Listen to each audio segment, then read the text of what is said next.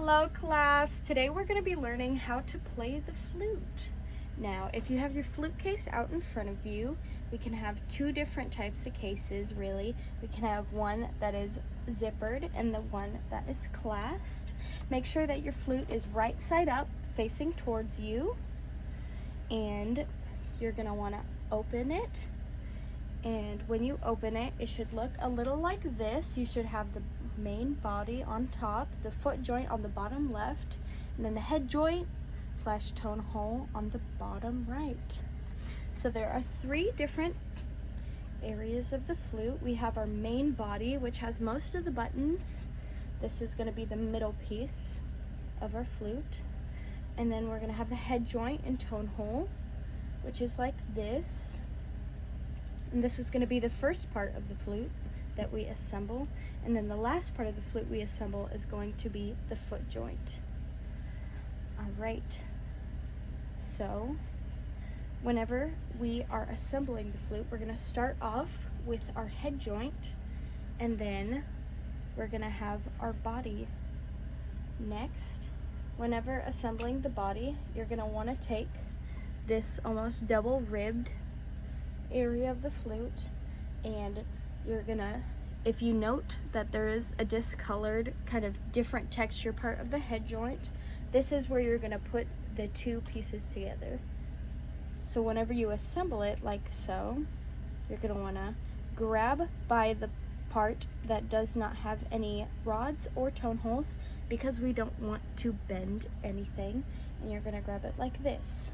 Please note that you do not need any lubrication whenever you put in the head joint to the body and the body to the foot joint. We're gonna assemble it, and we're gonna rotate it back and forth slightly to make sure that it is all together, nice and curved. And how we're gonna set up the head joint to the body is we're gonna make sure that the tone hole, which is right here, this hole right here, is kind of parallel in a straight line to these buttons / other tone holes. So again, grab by the part that does not have any rods or buttons, and you're going to want to adjust it so that the tone hole is parallel to the buttons, like so. So we have the head joint and the body put together. It should look like this, where the tone hole is parallel to the buttons. Next, we're going to add the foot joint. Now, the foot joint has these buttons at the very top. These are gonna connect to the body. So same thing, you're gonna wanna grab on the end that does not have any buttons, so we don't wanna bend anything. And you're gonna do the same thing as the head to the foot joint, except whenever you put it on, it's a little different. You're not going to want to make sure that the buttons line up. Rather, this rod line up with the buttons. This is going to be important when we look at our hand placement later. So the body to the foot joint should look like this. So the buttons on the body are parallel to the rod on the foot joint, and then the tone hole should be parallel to the buttons on the body. And this is how it should look whenever you are finished assembling it. Next, we're gonna go over embouchure. We're gonna take this out just for demonstration practice. Whenever we want to create a sound, you're gonna have the tone hole right here.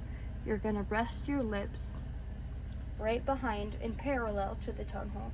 Your lips should be parallel to this opening right there. And how we're gonna want to create the sound is we're gonna go poof.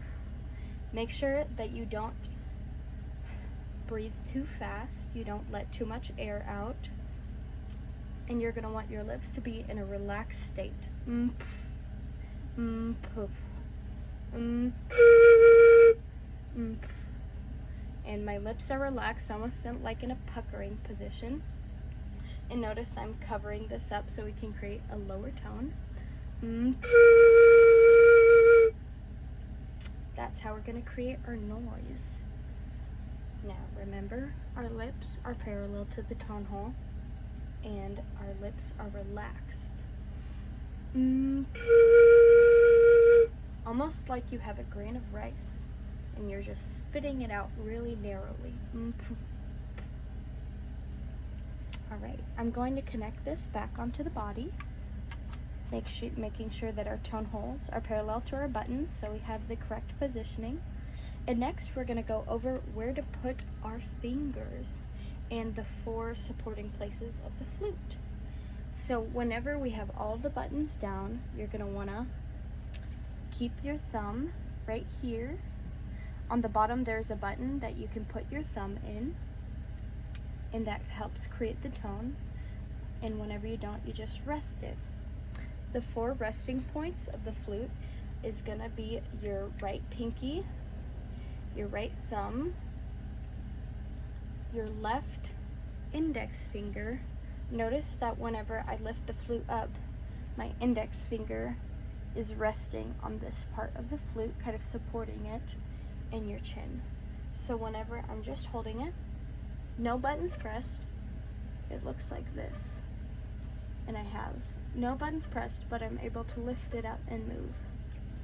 We're going to want to put our fingers down. Closer look on these supporting positions. And then your chin and lips kind of act as a stabilization of playing the flute. For our fingering position, we're going to want to skip the first button right here and put our index finger right here on the second button. We're going to want to skip another button and place it right here, and subsequently a ring finger. There's going to be 2 of these that are skipped, and like I said before, we're going to want to rest the flute on the base of our index finger. That is one of our supporting places. And then to create a tone right here, we're going to want to press our thumb down.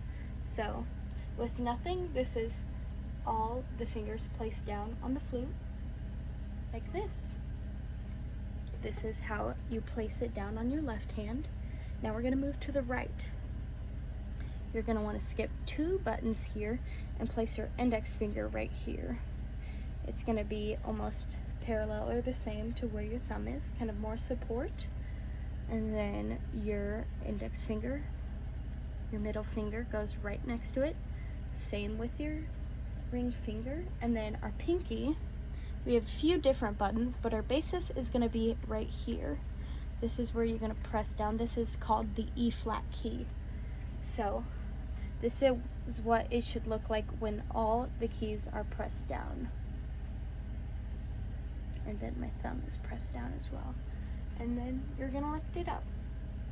Now that we have all the buttons and we have all the supporting joints, it is important to note that whenever we get ready to play the flute, it's kind of important for us to lean our head 15 to 20 degrees to the side, just to have a good, comfortable body position.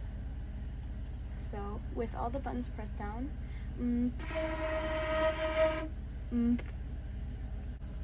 all right. So now that we know the proper supporting positions and how to lay our fingers on the flute, we're going to work on creating notes with our tone. If you can create a tone, awesome. We're going to move forward. If not, that's perfectly fine. Just keep practicing.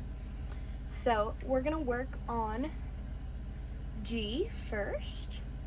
So in order to play G on the flute, we're going to want to first of all press our thumb down, and then using the correct fingering position, you're going to go 1, 2, 3, and then you're going to want to press the E flat tone hold down.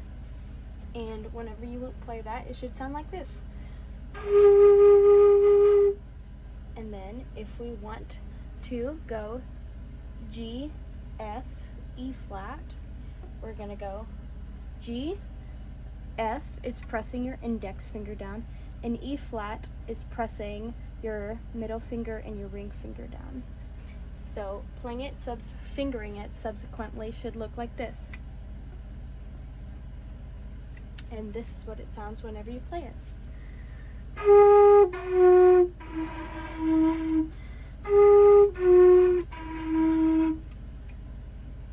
And that's how you do it right.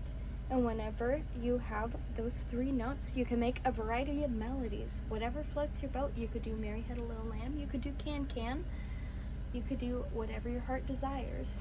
So we're going to go for G, and then I'm going to play F, and then I'm going to play E flat.